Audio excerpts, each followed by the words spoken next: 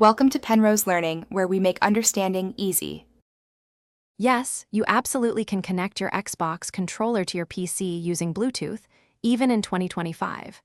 This full guide will walk you through every simple step, ensuring a smooth, wireless setup.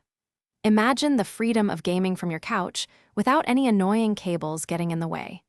It's a straightforward process that will upgrade your PC gaming experience instantly. First, let's confirm your gear is ready. Most newer Xbox wireless controllers, like those for Xbox One S/X or Series X/S, come with Bluetooth built-in. You can usually tell by the plastic around the Xbox button, which matches the controller's body. Your PC also needs to be running Windows 10 or 11 with a working Bluetooth adapter ready to go. Now, let's get your computer ready for pairing. Open your PC's Bluetooth and device settings. You can find this in the Start menu or your Action Center.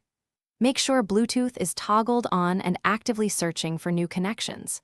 It's also a good idea to remove any other Xbox controllers that might still be paired, just to prevent any unexpected connection issues. With your PC ready, it's time to connect the controller. First, power on your Xbox controller, then locate and press the small pairing button on the top, near the USB port. The Xbox button will begin flashing rapidly, showing it's now in discovery mode. On your PC, click Add Device, select Bluetooth, and then choose Xbox Wireless Controller from the list. Sometimes, small issues can pop up.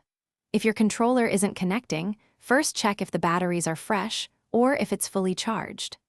Updating your controller's firmware through the Xbox Accessories app on your PC can also resolve many problems.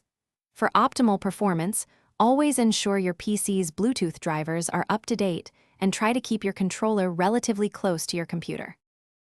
Thanks for watching. If this was helpful, leave a like and consider subscribing. See you next time.